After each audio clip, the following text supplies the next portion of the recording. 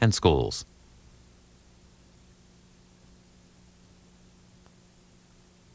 The next panel at the Council of Conservative Citizens National Conference was a discussion of independent political parties and their effect on elections. This part of the conference is an hour 45 minutes.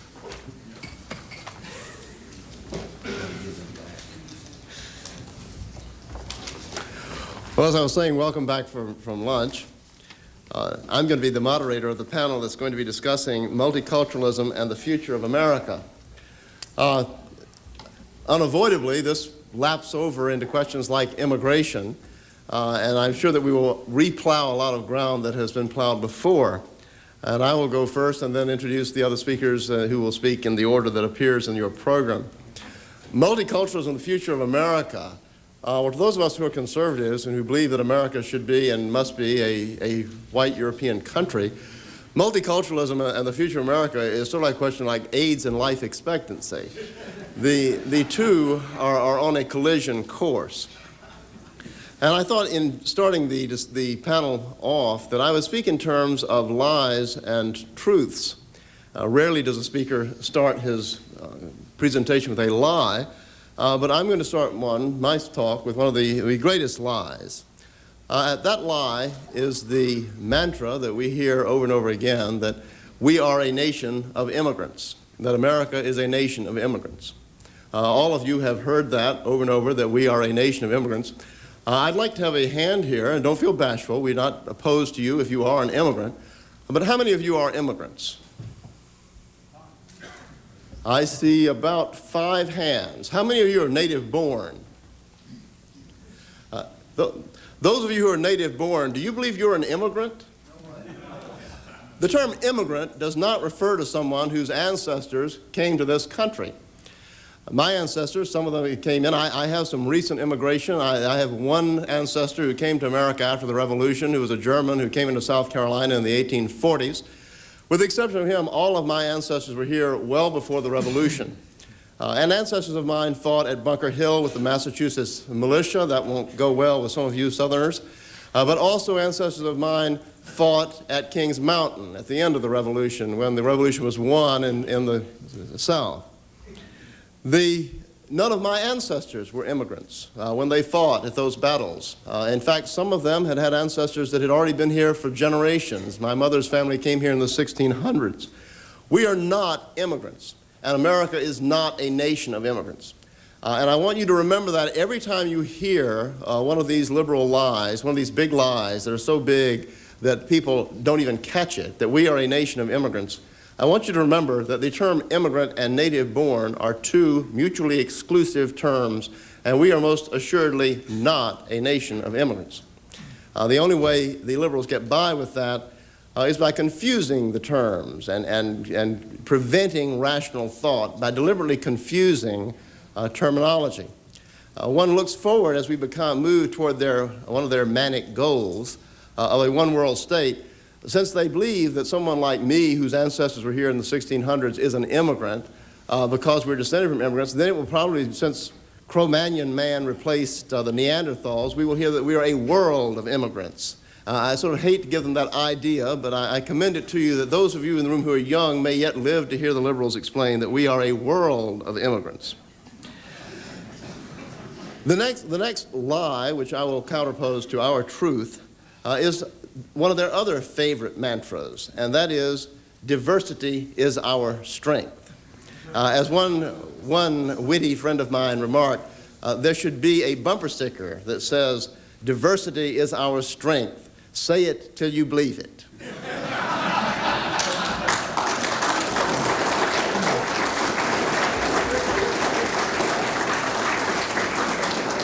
Diversity is not our strength.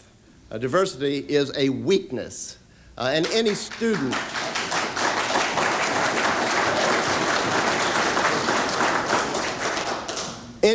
of history knows that, and any student of current affairs knows that. Diversity is not a strength in Northern Ireland. I have roots that run back to Northern Ireland. I know many of you have roots that run back to Ireland, and we're all here today because regardless of whatever boat we came over on, we're, as white European Americans, we're all in the same boat now. But the fact is that anyone who reads his paper knows that in Northern Ireland, where my distant cousins live, in Ballymoney, diversity is a source of unhappiness and conflict and is not a source of strength. Diversity is not a source of strength in Sri Lanka, where the Tamils and the Sri Lankans are busily going at it. Diversity is not a strength in Lebanon, and in Kosovo and Bosnia-Herzegovina, we have examples of why diversity is not a strength. And if this country goes on with the liberal policy of unrestricted immigration and fostering every group except the founding core of this country, then I think if you want to know what multiculturalism and the future of America is, you need only to look to Bosnia-Herzegovina and Kosovo, and you will see what the future of America is, and it is not a pretty picture. Much like the German poet Heine remarked in the 19th century, he was unfortunately quite correct. He said that he had very pessimistic views of the 20th century, and he would advise our children to get used to the idea of Russian whips and leather and boots. And that was a very prescient prediction, and it doesn't take a genius or a prophet to look at Kosovo and Bosnia-Herzegovina and know that diversity is no strength. The liberal answer to that would be, of course, that we Americans are different. That we are nice people, and that won't happen here. I do not believe Americans are different. I am an American. I think I am a reasonably patriotic American, but I think Americans are governed by the same laws that govern every other kind of human being on this planet, that we are not God's special little pets. Unlike what Reagan said, we are not the shining biblical city on the hill. Maybe we should be. But we put on our pants one leg at a time in the morning, just like every other two-legged mammal on the planet. And we are not different, and we are not going to overcome and repeal the lessons of history because we are nice people, and they're not nice in Kosovo. Another lie, the idea that multiculturalism, if that is to be our country's future, leads to somehow a grander, greater culture. You don't have to be a great student or to have an Ivy League education or PhDs like our panelists up here, not me, but our other panelists do, to know that great cultures are usually the result of small localities. Those of you who believe in states' rights might think about that and add that to your arsenal. The great cultural moments in our part of the world among European peoples were things like Periclean Athens. Athens was not multicultural. Athens was xenophobic, as was Renaissance Florence and Elizabethan England. All of these great explosions of culture and creativity came in local, small, particularistic, exclusionary countries. Multiculturalism will simply blend all cultures into an undifferentiated brown culture that will leave nothing memorable behind it. So we are fighting to preserve the possibility of a future great culture by opposing multiculturalism. Another lie, opposition to multiculturalism is racist. I don't have time to delve into all of the ramifications of the term racist, which is simply a made-up, fabricated term of abuse that liberals have invented with which to conduct intellectual terrorism and silence debate. But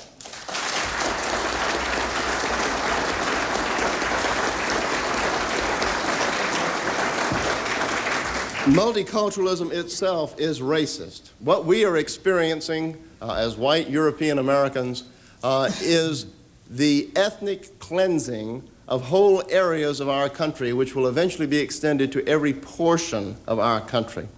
We're not having multiculturalism in Dade County, Florida. We're having ethnic cleansing of Anglo-Americans and their replacement by Hispanics. The settling of a country by aliens of another country, a settling of one set of people amongst another people, is defined even by the United Nations in the Genocide Convention, which I'm not here to endorse, is an act of genocide. It was an act of genocide when President Roosevelt's Uncle Joe Stalin resettled Latvia and Estonia with alien settlers so as to crush the spirit of the Estonian and Latvian people and to destroy their nations. It is genocide when the Chinese communists who are funding our current president are resettling Tibet with non-Tibetans.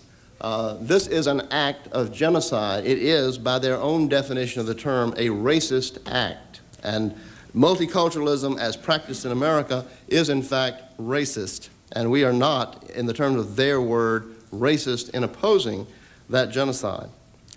The next lie is the idea that those who are implementing this policy, these liberals and cosmopolitans and multiculturalists, that these are morally superior people. They are better than you and me. They are laying down a higher law to us, the sort of the Eleanor Roosevelt, Alberta Schweitzer, carrying the morality and civilization to the native white American savages.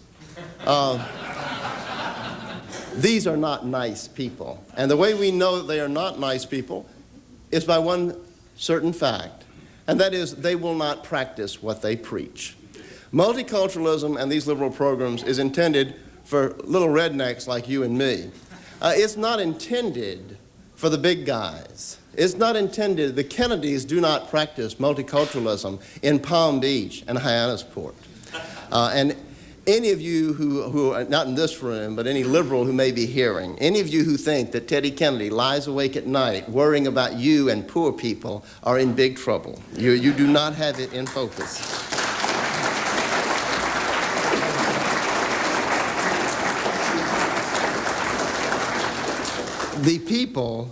The very people who promote this policy in my hometown of Atlanta are liberals like our ex-mayor Ivan Allen, who sent his children to, at that time, all white and still overwhelmingly white Westminster School, an elite Presbyterian prep school. The integration or race mixing with the blacks, that was promulgated by Ivan Allen, but was to apply only to the children of working class and middle class whites in East Point and Decatur and places, certainly not home in Buckhead or in the rich areas of Atlanta. I once saw George Wallace appear at a Meet the Press, and they were attacking him about racism in Alabama, a state only one state over from my home state of Georgia. And I was impressed as a child watching him when he asked the reporters to please raise their hands as how many of them lived in Washington, D.C. and had their children in the public schools. And none of these litmus tests, oh, so goody-goody liberals, not one had his child in a public school. And George Wallace, and I'm not here with any great brief for him either, but George Wallace said to them that he came from Balfour County, Alabama, and he said, I don't know anybody so bigoted that they've moved out to get away from the black people. That was left for the liberal journalists to do.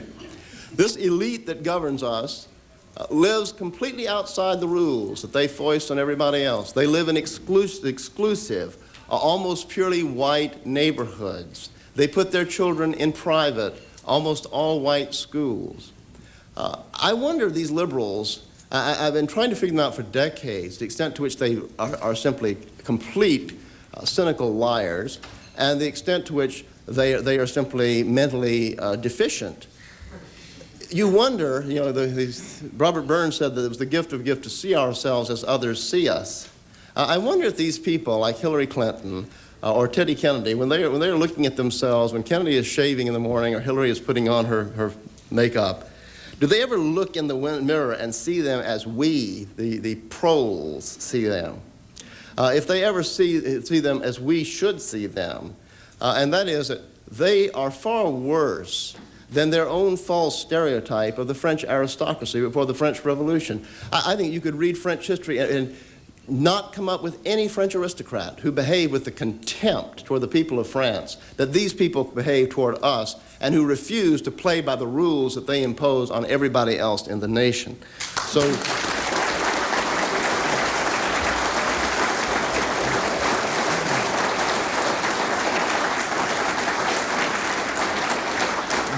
do not be deceived. Liberals and multiculturalists are not nice people. They are bad people, and we are nice people.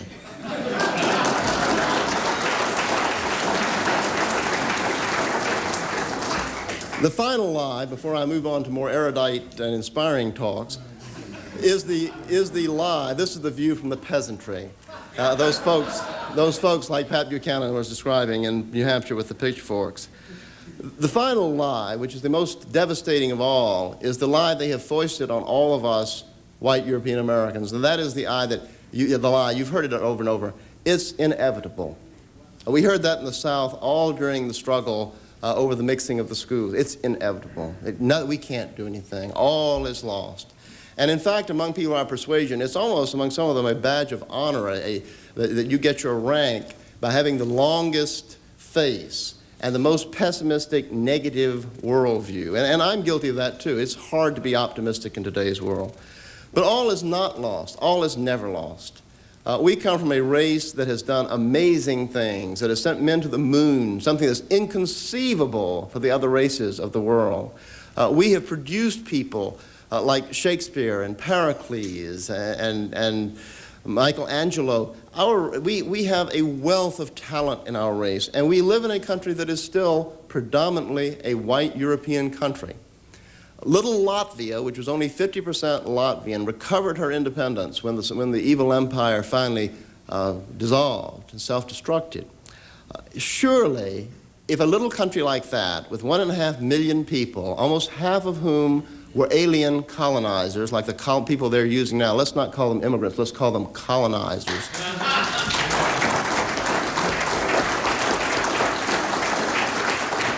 If little Latvia could do it, who are we as white Americans, as 70 or 80 million British Americans with 50 or 60 million related cousins, that we cannot do it here is preposterous.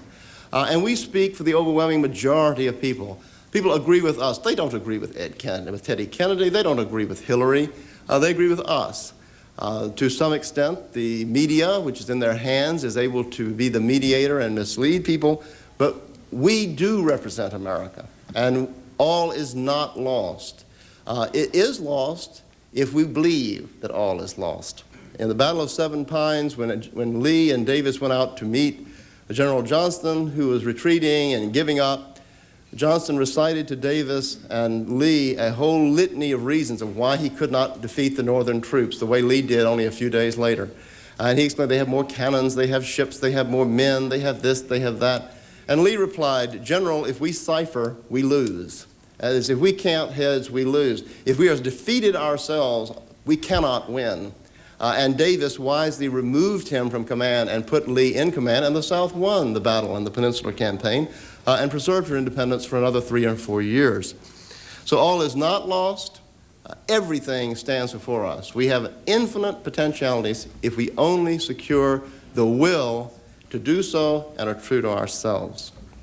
So with that, I'll move on to introduce our first speaker. Our first speaker is Dr. Samuel Francis.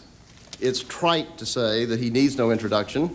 He doesn't for most of us here, but for the purposes of those watching on camera, and for some of you, he does need an introduction, and really all of us need to be reminded a little bit about him. Samuel Francis is a nationally syndicated columnist. He has a newsletter which is available here in the back and to which I know that he would love for you to subscribe and which would help him financially if you would subscribe. He is the author of a book called Beautiful Losers, which deals with the inability of the conservative movement to get very far in this country. He's considered the leading strategist on the right in our country, and as many of you know, he was fired from his job with the Washington Times because of his espousal of his views in connection with the survival of our people in this country. And for that, he owes our eternal gratitude and also our financial support. Thank you. I'll turn it over to Sam Francis.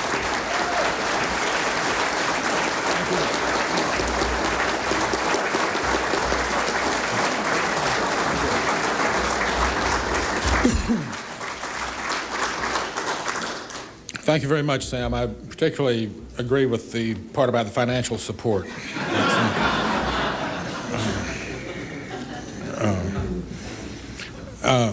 Our topic today on this panel is multiculturalism and the future of America. And as Sam Dixon mentioned, we usually think and often think of multiculturalism in the context of immigration, and we heard a lot about immigration from some very good speakers this morning. And it is quite true that what drives multiculturalism in America's schools and politics and culture generally in this country is the immigration phenomenon, that if there were not so many immigrants coming into this country from different cultures, different civilizations, different races, we would not hear very much about multiculturalism as a phenomenon. It wouldn't come up. Why would you have multiculturalist education if you only had one homogeneous culture in this country? But nevertheless, as important as immigration is to multiculturalism, it is not the only basis of multiculturalism, especially given the fact of mass immigration. And we hear a great deal more about multiculturalism from people who are not necessarily immigrants. We talked a little yesterday in the board meeting and the other meetings about the controversy going on in Richmond, Virginia right now about the display of a picture of General Robert E. Lee in Richmond. And I'm told that this coming week there's going to be some rallies and demonstrations in support of that picture. I hope the council members who are in the area will take part in that and support it. But the controversy is really a very good, I think, illustration of what multiculturalism as a phenomenon, as a political and cultural phenomenon, is really about. And I'm going to talk quite a bit about the controversy in Richmond, about the Lee picture.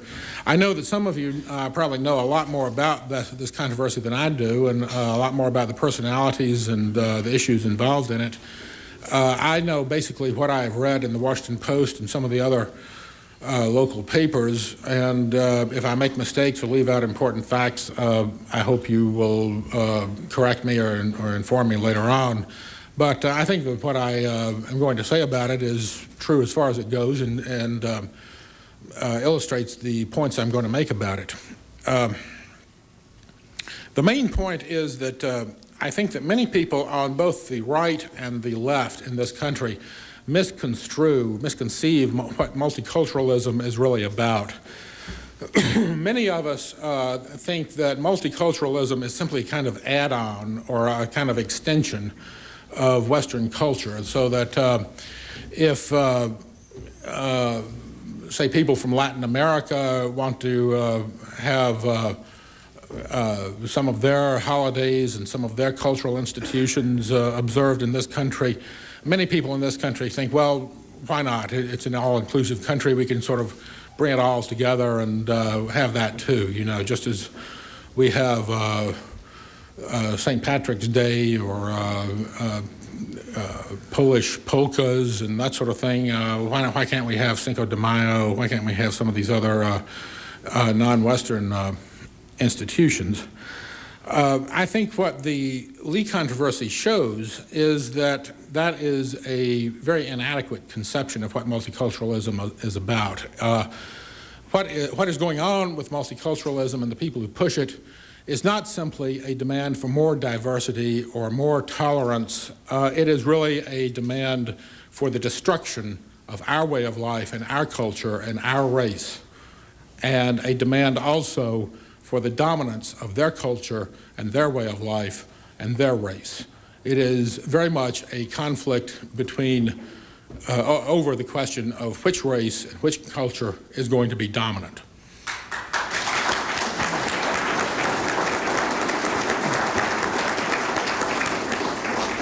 There is the famous passage from Lewis Carroll's book Through the Looking Glass, where Alice is talking to the famous egg Humpty Dumpty, and they get into an argument over the meaning of some words, and Humpty Dumpty says, it's not a question of what this means, there's only one question, that is, who is to be master?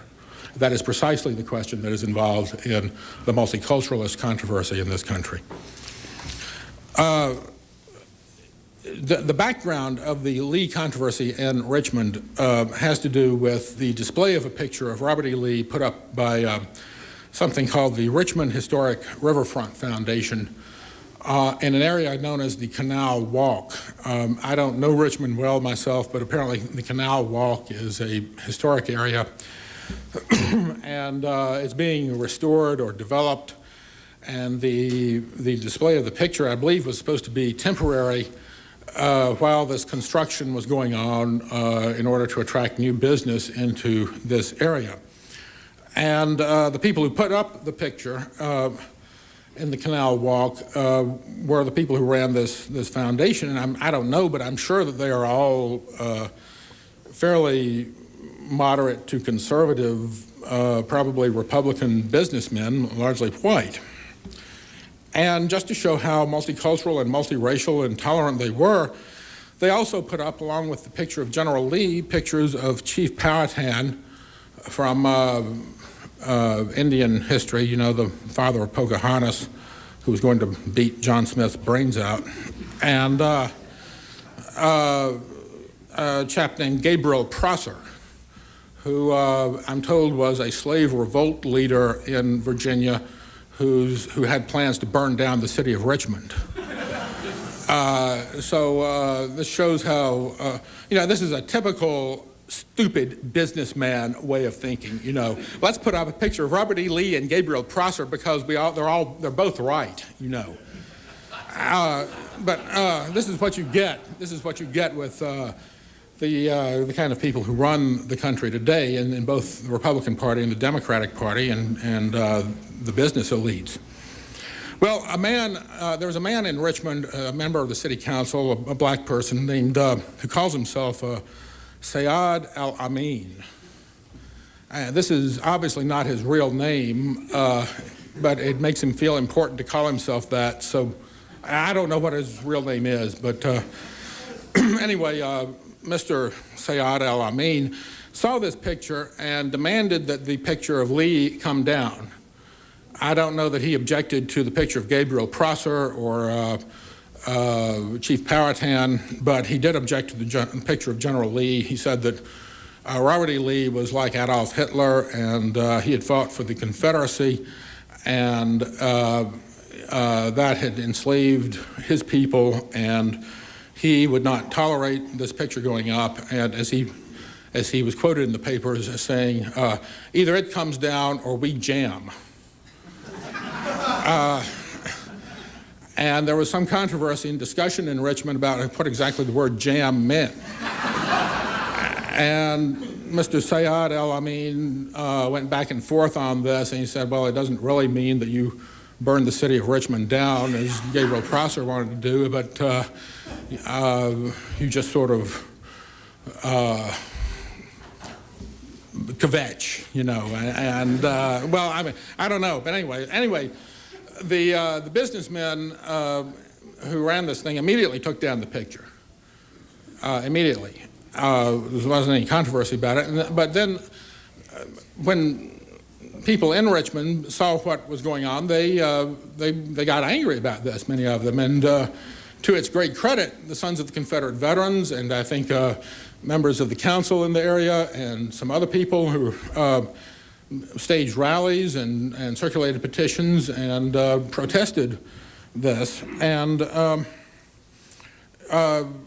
it's still being discussed, and it may be that the picture will go back up.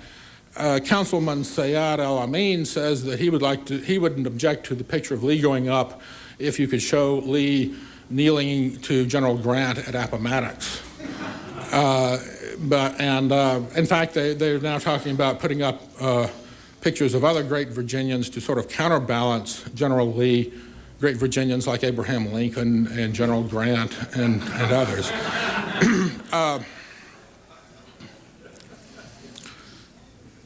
But I think what's interesting is that when you're talking about real multiculturalism is exactly what Sayad Al-Amin is objecting to. Multiculturalism is what the foundation actually did put up on that wall with Powhatan and Prosser and Lee. And it doesn't make any sense. They didn't see that. And actually, to his credit, Al-Amin did see that. It doesn't make any sense to put up a picture of Lee and Gabriel Prosser on the same wall. But the point is that it was the foundation that was actually promoting multiculturalism and multiracialism. What Sayed al-Amin is demanding is not racial harmony, he's demanding racial hegemony.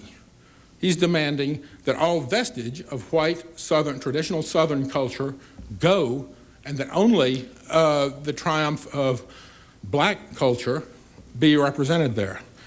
And he makes a great point out of pointing out that the population of Richmond today is 55% black, and that Lee and that heritage doesn't represent them. And indeed, the Washington Post recently quoted in a follow-up article about the controversy, they quoted a black architect in Richmond with the unfortunate name Thurmond Alford. I think it's unfortunate that a black man has to go through the life with the name Thurmond. But anyway, Mr. Alford said, General Lee stood for defending Virginia, defending the way of life in Virginia, which was slavery. We have too many things reminding us of General Lee. We have Lee schools, we have Lee bridges, we have Lee statues. So therefore, we have too much of that. Therefore, we should have more of my culture, my race. Now, the thing is that when the SCV, and I would salute the SCV for getting involved in this, because they traditionally have not gotten so much involved in these controversies, but they did on this one, and it was good of them to do that. But when the SCV and others got involved in this, I think they gave a rather misconstrued argument in defense of the Lee picture. What they tended to do was to point out that, well, Robert E. Lee and Hitler are really not comparable figures. Robert E. Lee was, in fact, a kind slave master who freed his slaves and only reluctantly supported the Confederacy, and was a great general who was respected and admired by many people for his military leadership and all of that. The problem is all that is irrelevant to what was going on. It doesn't matter. It doesn't matter to Councilman Sayed al-Amin whether Robert E. Lee was a good Christian or a kind slave master or a nice man or a good general or whatever he was.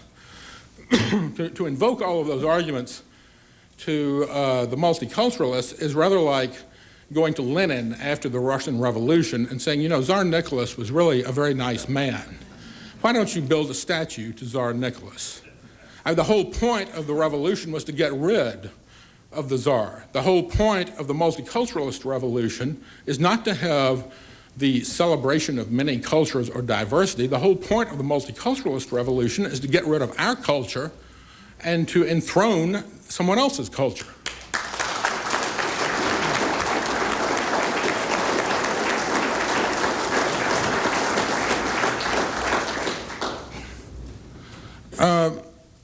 And this is exactly what Mr. al-Amin wants, and what his supporters want, and what the white elites that run the city of Richmond and this foundation are too flaccid and supine and too mentally underdeveloped to understand or to resist. It's interesting also that in another part of Virginia, in Williamsburg, there was an article in the Washington Post the other day, which I'm sure many of you saw. There's a similar sort of multiculturalist controversy going on that's sort of indirectly related to this, and that has to do with a new series of reenactment skits that are taking place in Richmond, in Williamsburg for the tourists. As you know, they have, Williamsburg is famous for sort of bloodless skits where women come out and churn butter, and they shoot off firecrackers and three-cornered hats and that sort of thing, and sort of representative of the way people lived on the eve of the American Revolution in colonial Virginia. But according to the Post, I'll just read a couple of paragraphs here briefly to illustrate this, what's the new program. And the Post says, but a gripping program unveiled here a few months ago called Enslaving Virginia weaves the shameful history of human bondage into the fabric of storytelling at Williamsburg, underscoring a revolution fought for the liberty of some, but not all.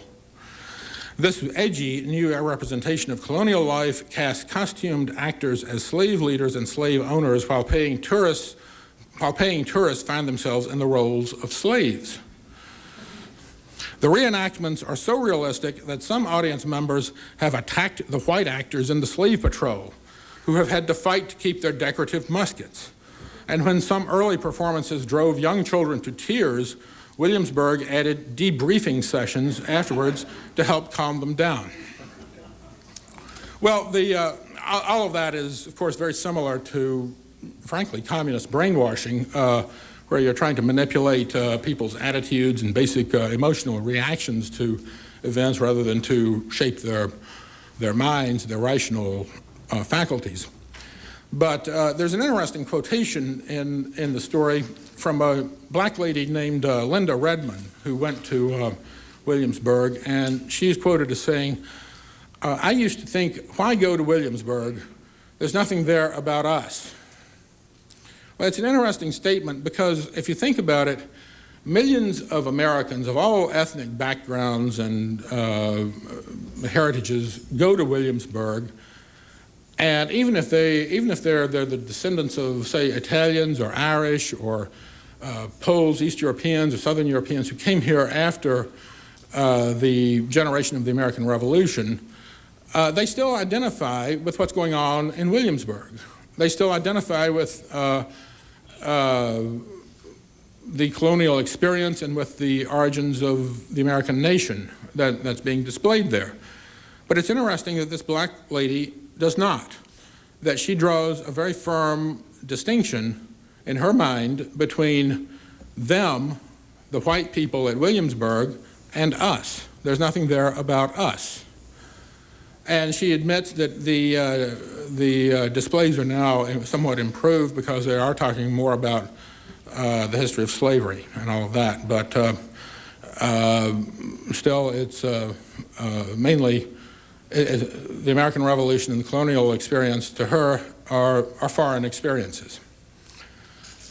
And that quotation is contrasted with that of a 9-year-old white boy named Jason Murdoch, who told the Post that he chose to make a return visit to Williamsburg over a trip to Disney World, and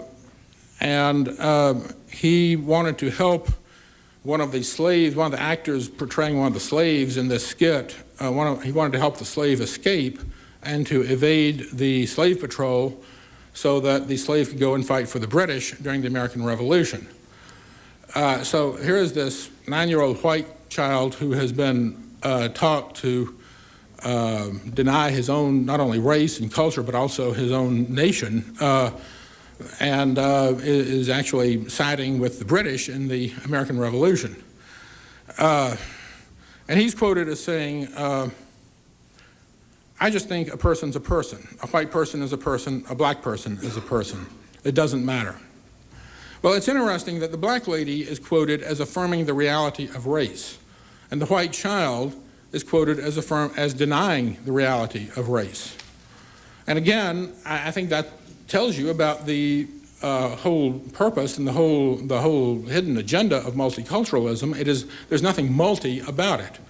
It is simply a power struggle to destroy the dominance or hegemony of one culture and one race and substitute for it that of another race. Finally, I will end with a quotation from a man named Leonard Zeskind, who is not a man well known to most of you. Leonard Zeskind is kind of a low-rent Morris Dees, which may be an oxymoron, actually, but whereas Morris Dees is fairly well-known and a famous man, Leonard Zeskind is a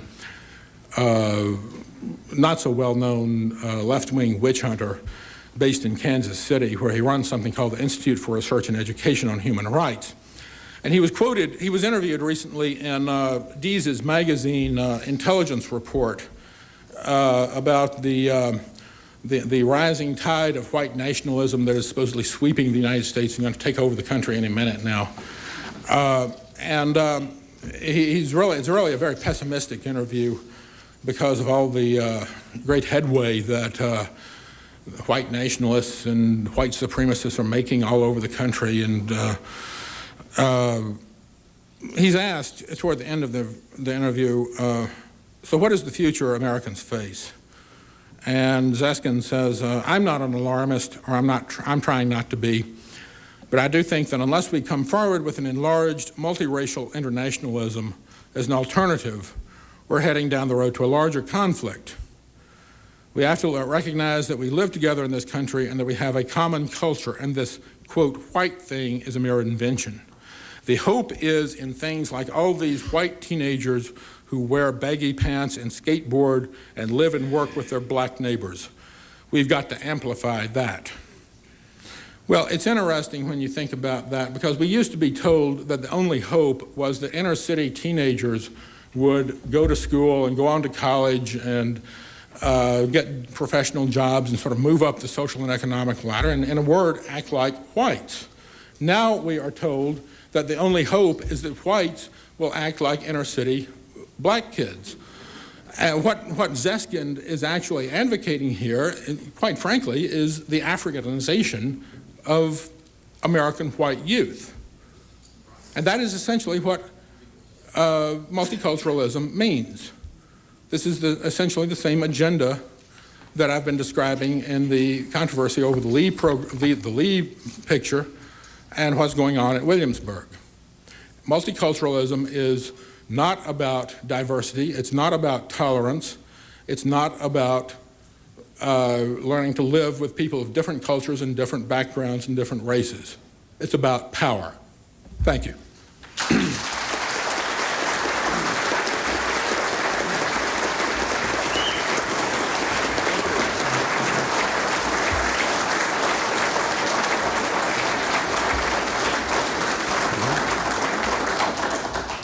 Thank you, Dr. Samuel Francis. Our next speaker is Professor Michael Hart. We don't have time for lengthy introductions, but I did want you to know a little bit about Dr. Hart. He is a professor of astronomy and physics, was at Trinity University and Anne Arundel Community College. His PhD is from Princeton. He is the author of The 100, which is a collection of many biographies of the 100 most significant people in world history, I think. His second book is A View from the Year 2000, I believe, 3,000. I think both of these are available for sale back in the corner, and I invite all of you to purchase them. He is a frequent speaker and supporter of the American Renaissance. He also, I might say, in a lot of things that I could say that are sort of personal and subjective that don't really belong here, but I think Professor Hart has performed an special service by his partition proposal, which is a study of a solution to the problems we have in America. It's a radical proposal and one that would shock people, but I think that it's a path-breaking thing he's done, which I commend to all of us, that we conservatives tend to gather together and moan and groan and try to outshock each other with horror stories of what's happened in different areas of the country. At some point, we have to formulate solutions, and that will be difficult and at first very controversial, but it's hard work, but it's important work. And Dr. Hart has been a path maker and a groundbreaker in that regard. And so I introduce Dr. Michael Hart. Thank you very much.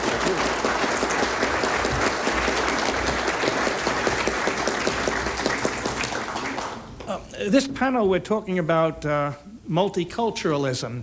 Now, my background is largely in academia, and so I'm going to talk more about multiculturalism in academia. It's been pushed very hard in academia for the last few decades. And the word multiculturalism has at least two different meanings, and is used, in fact, in these two different ways for quite different purposes. The first meaning is the rather benign meaning of multiculturalism, the type of multiculturalism that none of us can argue with or dispute. For example, we're Americans, and we read American literature, of course, and we study the American Constitution, American culture and laws, and that's altogether fitting and proper. But our forebears, the ancestors of American culture, came from England, and so it's quite appropriate that we study English ideas on law. Our laws are based on theirs, our legal system is based on theirs. That we study English history, that we study the great English playwrights like Shakespeare, great English novelists, poets, philosophers like John Locke, who so influenced the founding fathers of the United States. And all these people speak to us, and an educated person should know something about English culture, and the more we know about it, you might say the more culture, the more we can gain from this. But it doesn't stop there. We could also study French culture, for example. The great French novelists like Balzac and Stendhal, and philosophers like Voltaire and Rousseau and Montesquieu, some of whom have greatly influenced the American constitutional system, our ideas of liberty, our ideas of ethics. It's appropriate that we study these and try to get the best we can from French culture. And likewise, we study in universities the works of the Italian Renaissance and later Italian writers and culture as well. We study the artists, the sculptors, the architects. We study political philosophers like Machiavelli. We study writers like Boccaccio, and many others. And Italian culture has very much to offer, and it's good and praiseworthy that we learn about this and gain from it. And in like fashion, we will study Russian writers such as Dostoevsky and Tolstoy and Chekhov, and many of us have read their works and have gained from it and have learned from it. In fact, most of us think that we should not stop there, and we should look at classical Rome and classical Greece. Now, those are very different peoples indeed. We live in an industrial era. They lived in an overwhelmingly agricultural society. And we believe, most of us, in one God, some of us in no gods, but the Greeks and Romans were polytheists, and the idea of monotheism was strange to them. They didn't know very much about geography. They just knew their little corner of the world. The ancient Greeks, anything more than 300-400 miles away, 500 at the most, was terra incognita. They had no idea what was going on there. We have a map of the whole world. We know the world is round. We look at these foreign countries. We can travel all over the place. There are other ways, too, in which their views were very, very different, and their society was very, very different than ours. And yet we look back at these Greek writers and philosophers and poets, and, gee, some of them are marvelous. And we study the works, say, of Sophocles, of Plato, Aristotle, Aeschylus, Sophocles. We study these in school, and we learn from them, and we're impressed by it. This is a valuable addition to our culture.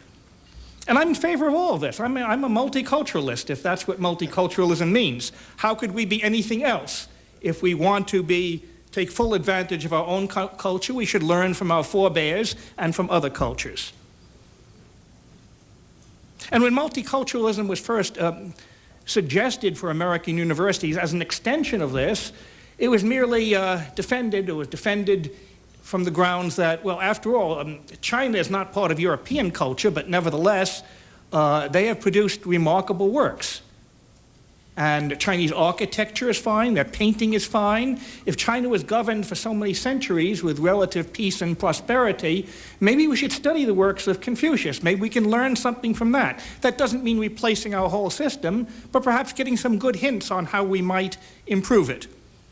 And we can look at the Tao Te Ching by Lao Tzu, or the Book of Mencius. We can study Japanese novels or Japanese philosophers. We can study perhaps from Indian philosophy, we can study the Rig Veda and the Vedas, the Upanishads, the Ramayana, or modern Indian writers like Rabindranath Tagore, who are really excellent.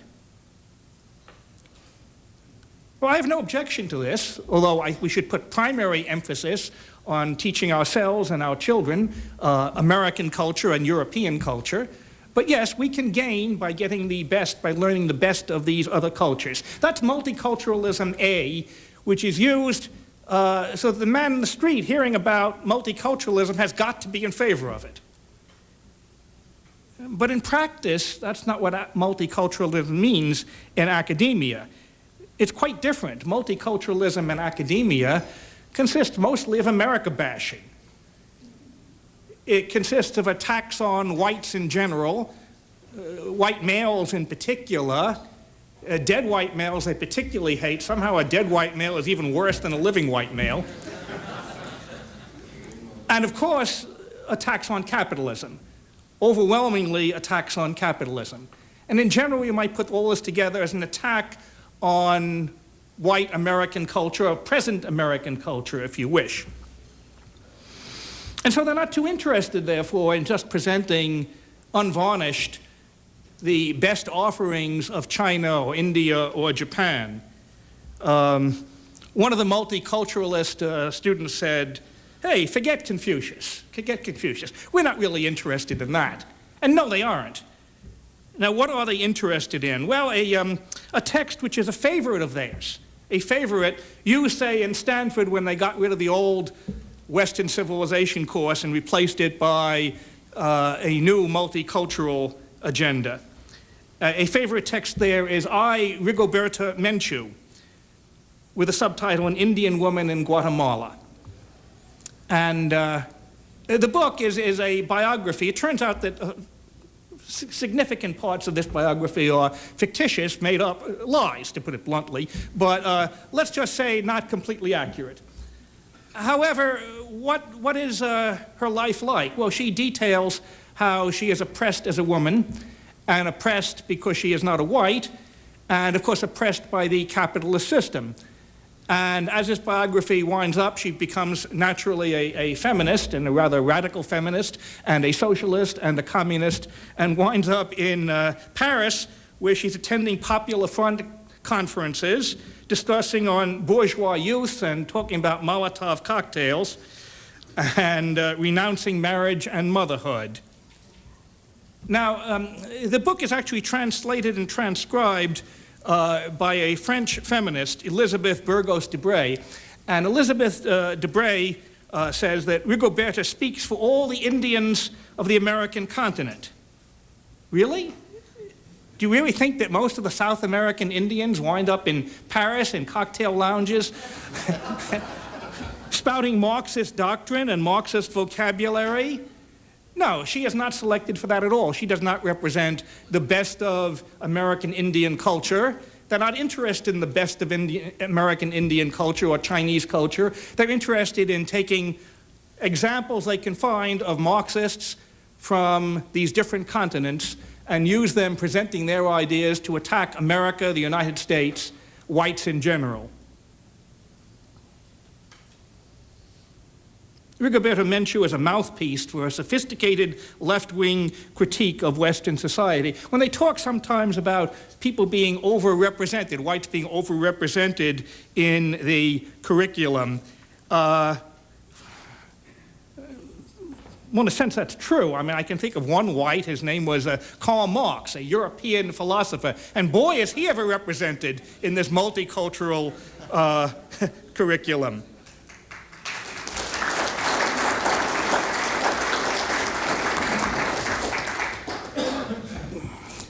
Now, there's another reason, another aspect of this multiculturalism B, which might be simply said, called dishonesty. You see, they don't really want to study an authentic non-Western curriculum. That would cause problems. A basic difficulty here is that by and large, non-Western cultures have no real tradition of racial equality, nor do they have any tradition of the equality of the sexes. Many of these cultures, in fact, have very deeply ingrained ideas of male superiority, which would shock not merely late 20th century Americans, but 19th century Americans or 18th century Americans. They are so extreme. And therefore, when we're studying multiculturalism, it has to be done dishonestly in this multiculturalism B. To give an idea of the dishonesty involved, Let me give part of the discussion that went on at Stanford. Stanford University, it's about some 15 years ago or so, they replaced their Western civilization course by a multicultural course there. And it was debated rather heatedly on campus whether they should do so. And I don't want to take remarks by some extremist out of context. Rather, I want to take remarks by someone who argued quite eloquently and was taken as a leading spokesman for this multicultural curriculum which was put in. And that was a man named William King, who was president of the Black Student Union at the time and debated openly, and his speech was paid careful attention to. And he complained that under the existing curriculum, he was, I quote here, I was never taught the fact that Socrates, Herodotus, Pythagoras, and Solon studied in Egypt. I was not told that the Greek father of medicine was really Imhotep, a black Egyptian pharaoh. I was not told that algebra came from the Muslim Arabs, or that the woolly-haired Moors in Spain had indoor plumbing and air conditioning. I did not learn that Toussaint Louverture, who defeated Napoleon in Haiti, directly influenced the French Revolution. Now, he made a whole bunch of other statements of this nature, all of which, you notice, are false. They're all false over here. Socrates never went to Egypt, never studied there, nor did Pythagoras or Solon. Imhotep probably had nothing to do with medicine. In any event, he's not a pharaoh, and he wasn't black. Algebra long predates the Arabs. The Greeks had a developed algebra, and for that matter, the Babylonians and Egyptians had elementary algebra before that. The Moors in Spain were not woolly-haired. They did not have indoor plumbing. They didn't know anything about air conditioning. Air conditioning is invented in the 20th century by Carrier.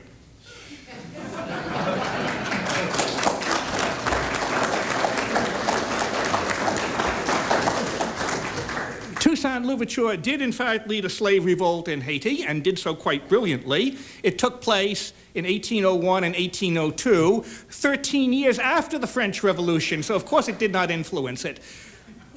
What William King is complaining about is that it did not teach him a pack of lies. And what he wants to install under the guise of multiculturalism is, let's teach a lot of lies. That's what multiculturalism, in practice, multiculturalism B is, although it masquerades and is defended by the virtues of multiculturalism A. That's all I want to say about this. Thank you very much, ladies and gentlemen.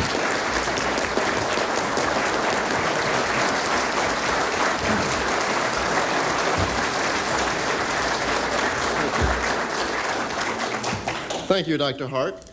Our next speaker, it's a tremendous honor to be here on this panel with all these, but someone who I count as a personal friend and someone who I admire very much, Sam Jared Taylor. Mr. Taylor and I are both sons of Presbyterian ministers. Ironically, we had sort of the same nanny, he in Japan and I in Atlanta, a Presbyterian missionary who left Atlanta and went to Japan. He is unusual in our ranks in that he does not come to us from a conservative background, but from a very liberal background, his father having been a missionary seeking to mix the religions of the world and to Christianize the Japanese, and having himself come out of a liberal family and value system in his college. He's a graduate of Yale University. He is the author of Paved with Good Intentions. He is the founder and editor of American Renaissance. And someone who, if anyone helps change the future of our nation, someday somebody will have to mention Jared Taylor as one of the ones who played a role in that salvation.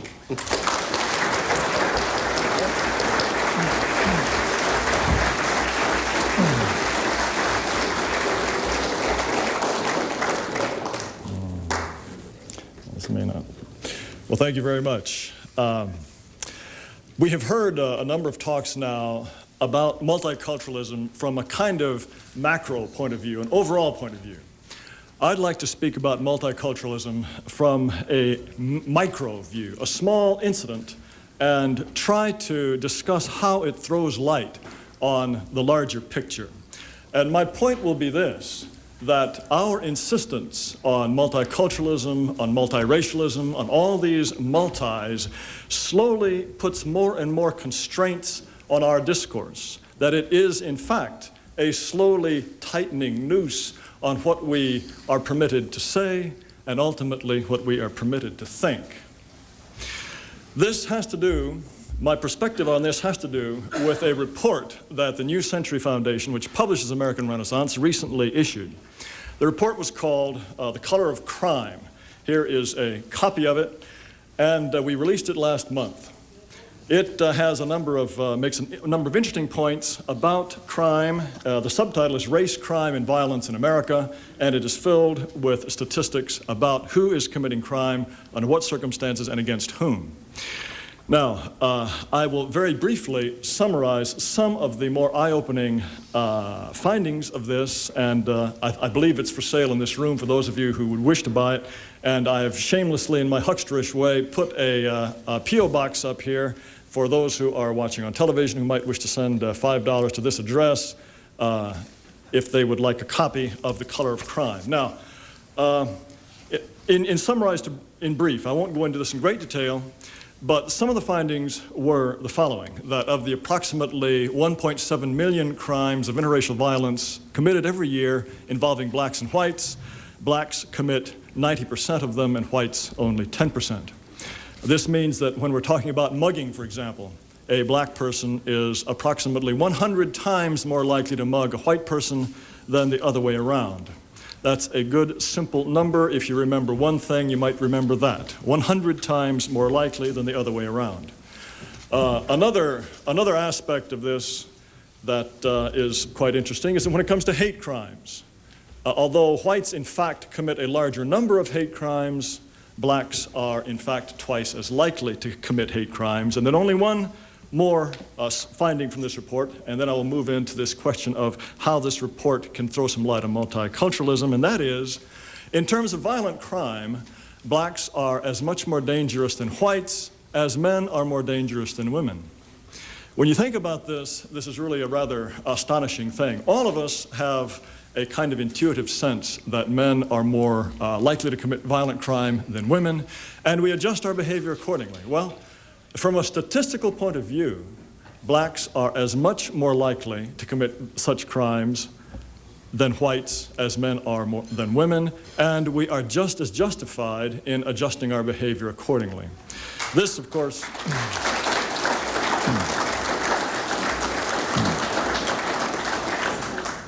this finding, of course, is relevant in the current controversy of racial profiling, in which the police direct their law enforcement efforts in part on the basis of the race of a potential offender.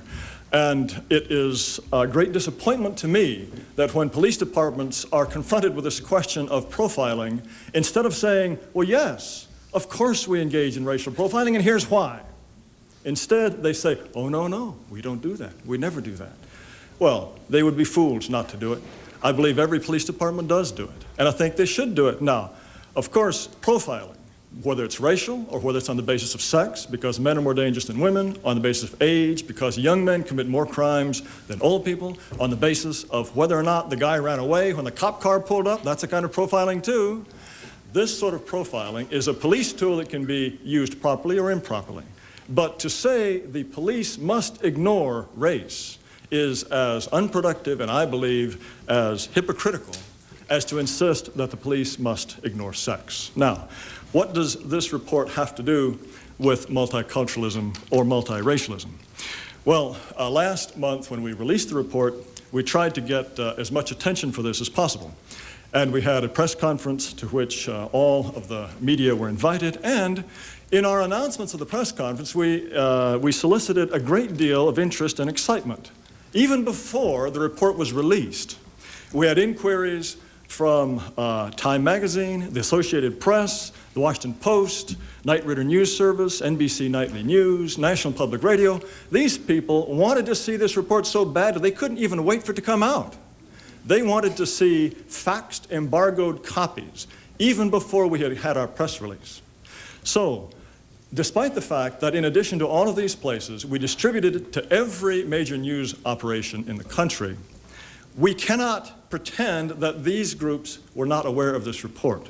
They were aware of the report. What did they do with it? They ignored it. Not a word about it. Now, I suspect that if the findings had been the reverse, that if the findings were that whites are 100 times more likely to mug blacks than the other way around, that might have been considered newsworthy. Now, If we ask the question, why was it that the media, after showing an initial considerable interest in this report, then chose to write nothing about it, I don't really want to speculate about motive. I don't think that that's often a productive thing to do. It's always a huge temptation, but I will try not to speculate about motive. However, we do have a different case that happened to turn up at almost exactly the same time, in which I think a certain amount of light is thrown on the motives that may have been in operation here. In 1998, just last year, an organization in Duluth, Minnesota, called Violence Free Duluth, decided to conduct a study. They were going to look at every single gun-related violent crime in a period of 1 year and try to analyze these crimes. They were going to look at the relation between the perpetrator and the victim. They were going to look at the race, the age, the sex, etc., the education of the perpetrators, whether this happened at home or out on the street. They were going to study every aspect of the gun violence problem and see if they could find out what was happening in the city of Duluth. Well, in April of this year, just a few months before we released our report, they released theirs. There was a piece of data that they decided not to include, and that was race of perpetrator.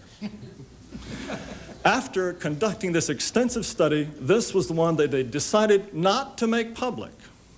Now, there were some newspaper reporters who were a little curious about it. Well, gee, what's going on here? Well, Frank Jewell, who was the head of the organization that conducted the report, he said, well, we didn't include it because we thought it might be misinterpreted.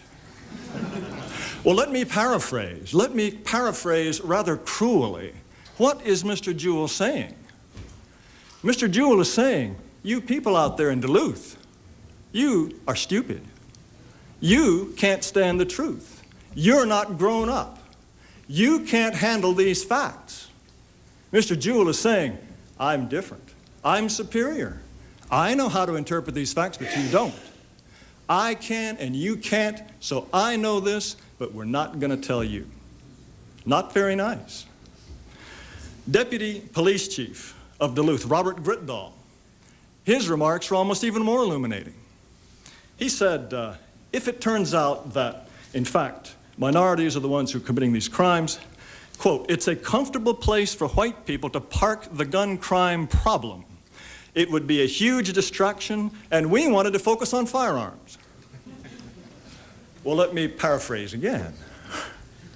Is he not saying that if the results of this study show that a vast majority of this gun violence, perhaps every single incident of gun violence, turns out to have been the work of Hispanics or blacks, if that's the case, might it be possible, dare I say it, someone in Duluth might decide, well, wait a minute, maybe we don't have a gun problem, maybe we have a minority problem.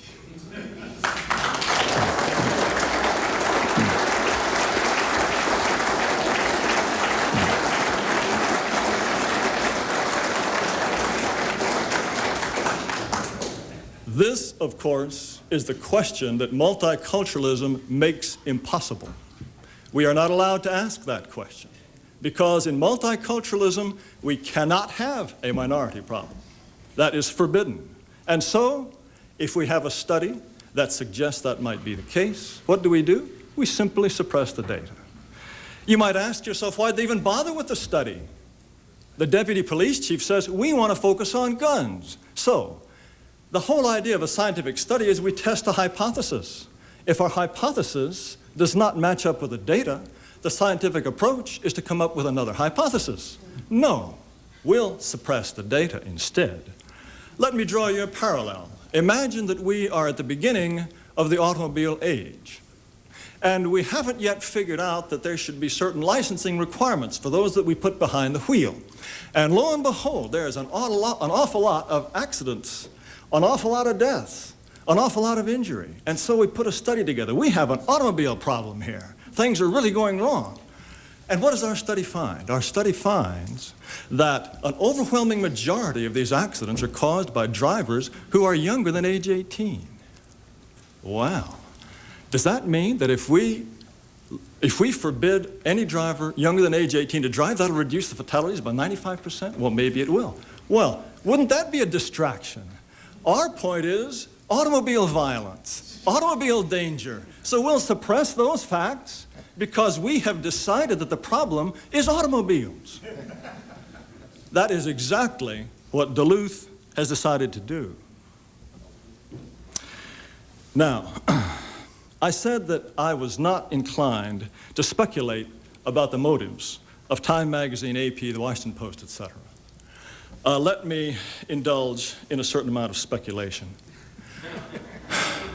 Just like Mr. Jewell in Duluth and the deputy police chief, weren't they in effect saying Americans are not mature enough for these facts? Weren't they saying that we know better? Weren't they saying that something might go wrong? These people, unlike us, these rubes out there, you tell them the truth, no telling what'll happen next. So we simply will not report this news. There's another interesting incident that I can describe. I believe it was the July 7th New York Times. They had a front page story on this vexing problem of the persistent gap in test scores between blacks and whites. A long story filled with one attempted explanation after another that the authors of the story themselves conceded were unsatisfactory. This gap persists. Why is it that whites from poor families do better than blacks from rich families? Why? In paragraph 3 or 4, the writer concludes, no one knows. No one knows. Well, Arthur Jensen knew 30 years ago.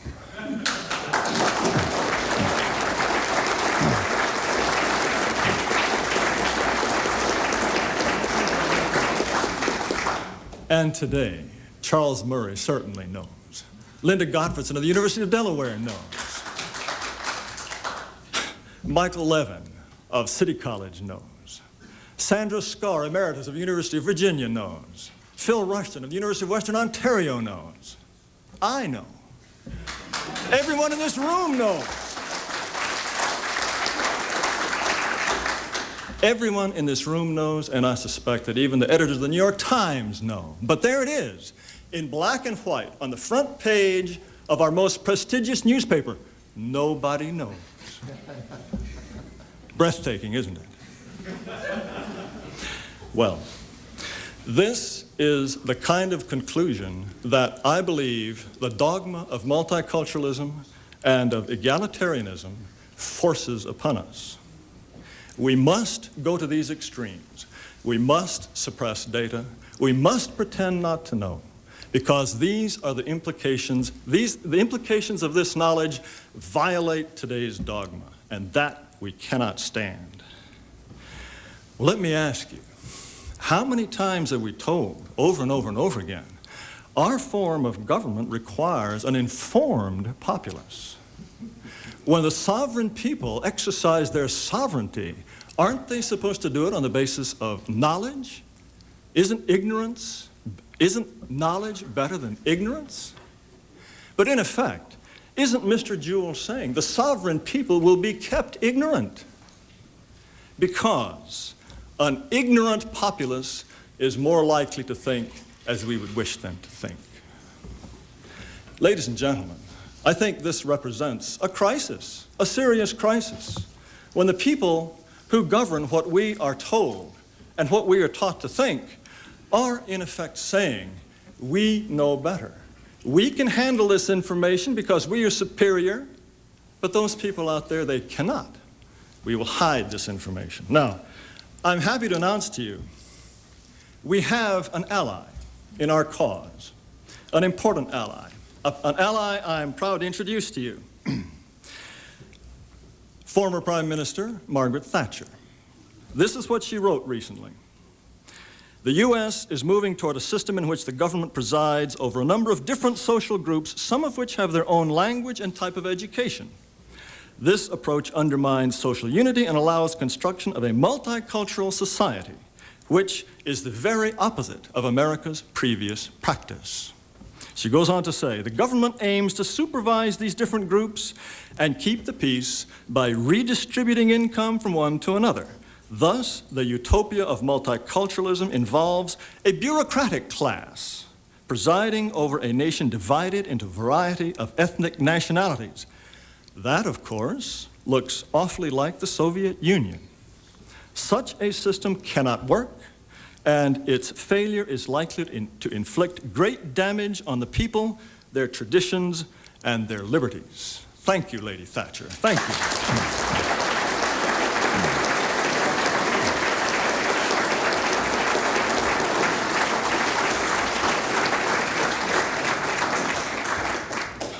I would point out, though, that in some ways, our system is even more insidious than the Soviet system. In the Soviet system, you had political commissars you could point to and say, well, this guy made me do it. We had a censor. He made me do it. Well, who can Frank Jewell point to? Who can the Duluth deputy police chief Grotdahl point to? No, they're their own censors. We have an even more insidious system than the Soviets did because it's within us all. Every one of us is his own political commissar. Our system is more insidious still. And I think that Margaret Thatcher is beginning to see what is going on in America because she fears for her own country. Now, in conclusion, I would like to quote from the great British poet, Rudyard Kipling, from whom Lady Thatcher may have taken some inspiration. The poem is called The Stranger. I'm sure it's familiar to many of you, but I'd like to read it anyway. The stranger within my gate, he may be true or kind, but he does not talk my talk. I cannot tell his mind.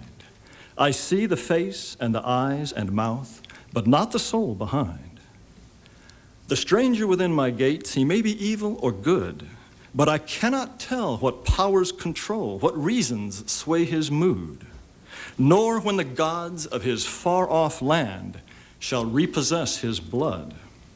The men of my own stock, bitter bad they may be, but at least they hear the things I hear and see the things I see. This was my father's belief, and this is also mine. Let the corn be all of one sheaf, and the grapes be all one vine, ere our children's teeth are set on edge by bitter bread and wine. Thank you very much.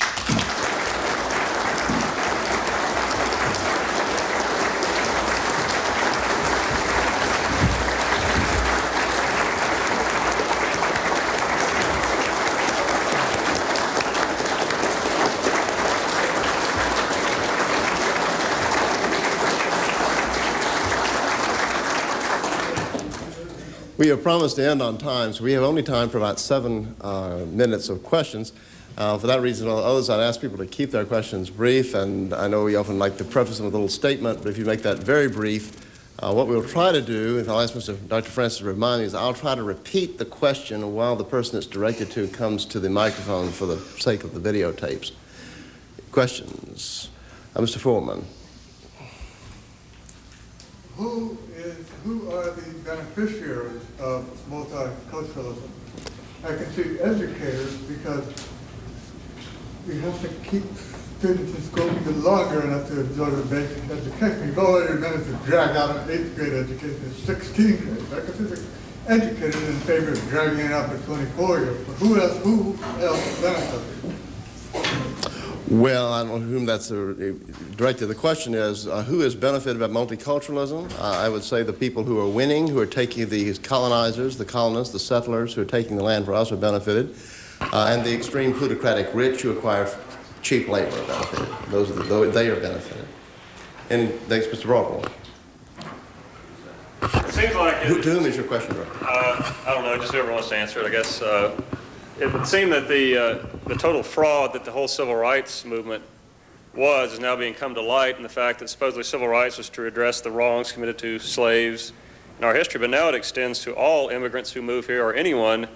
If you're a non-white immigrant, as I understand, you're still eligible for affirmative action for all these benefits. So it seems to be that this is a worldwide redress of grievances, maybe from white Europeans to everybody else who's not white. And how does this not just show that we have to fight this battle we've lost it increasingly, and it's the same battle keeps coming to the fore, which is this redress of wrong of the whole world now. It's not just supposedly former slaves who are need to be redressed. Now it's the whole world that we have to give into and give up what we have to these people. I don't know if that's a question, or I didn't mean to make a statement. Hard to rephrase. I think I would phrase as a question, maybe direct to Dr. Francis, of why is it that the scope of all of the social engineering has now been broadened from the alleged victims of segregation and slavery to include people who just stepped off the boat? Why do you think that is, Dr. Francis? The microphone. Well, I've noticed the same thing. I've noticed this during the presidential election in 1996 when I made the Herculean effort to watch the vice presidential debates between Jack Kemp and Al Gore. And they talked about affirmative action. I will not go so far as to say they debated affirmative action, but they did talk about it. And I noticed that Gore's defense of affirmative action did not invoke past wrongs to black people or non-whites. He didn't mention that. What he mentioned was diversity. We have to have more affirmative action because we have to have more minorities in prominent positions, more jobs, more college admissions, more promotions, and that sort of thing, also more women.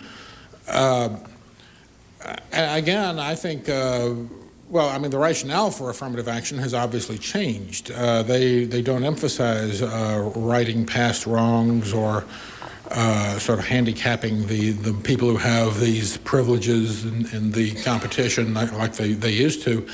Now it's just, quite frankly, almost a blatant statement that we want more non-whites in elite positions. And it's also very directly implied that unless we have government help and government management of that through affirmative action, they're not going to be in those positions. And I suppose they would say, well, that's because of racism and prejudice and all that. But I think that the main argument now has become just almost explicitly a blatant appeal to power, or we want more non-whites in what has been a white society. So I think it's perfectly consistent with my argument that multiculturalism is basically just a power trip. Yes, in the back. I'd like to thank all of you panel members for being magnificently impartial in your political incorrectness. But do any of you think that the future, with the advent of homeschooling, private schooling, is there a chance that we may quell this tidal wave of lies and distortions at any time in the future? I'll answer that. The question is, is there any way that we can stem this tide, given the lies and distortions that people are being taught through education? Yes, I think there is. It was something I intended to mention in my speech, and that is a statement by Aristotle, which I read not long ago, which really struck me, which is that truth is immediately apparent to the human mind and eye and ear, whereas a lie has to be worked. And I think that is true. The truth is immediately compelling and is immediately apparent, just like it is immediately apparent that we are not a nation of immigrants, and that we have the truth on our side, which is no small weapon, even given the fact that they have the big guns. Could you, yes? I think that the country, in effect, is moving simultaneously in two different directions. On the one hand, we have the people that I was describing earlier, these folks in Duluth, the people who generally tell us what to think, the people who mold the institutions in this country, all going in one direction, and yet there is a kind of surge in the opposite direction. This report that I mentioned to you, I failed to mention that the Washington Times ran a very substantial piece on it. The Washington Times, in fact, interviewed two very prominent criminologists about the numbers in this report. Morgan Reynolds at the Criminal Justice Center in Dallas and James Q. Wilson of UCLA. They confirmed, yes, these numbers are true, but we just don't dare talk about them. Now, this information we sent out to many, many radio stations, and as a result, I've been on perhaps 40 talk radio programs. This information can be gotten out. It will be on the internet. It will be it'll be sold many thousands of copies. I think that while in the ethereal realms of those who can insulate themselves, as the Kennedys and others do, there is this tendency to go on with a certain amount of disingenuousness about what really matters in this country. More and more people are breaking through because of a kind of alternative media, things like American Renaissance, which I publish, many other publications, because the actions of the Council of Conservative Citizens. So I'm very optimistic that despite the blackout in some areas, that the truth is getting through. I think we will.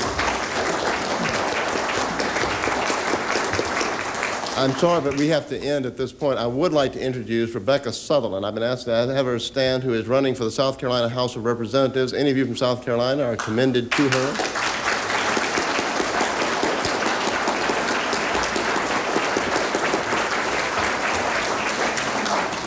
Thank you, Ms. Sutherland, for willing to get out on the firing line and take the abuse and fight the fight. All right, we'll now take a 15-minute break.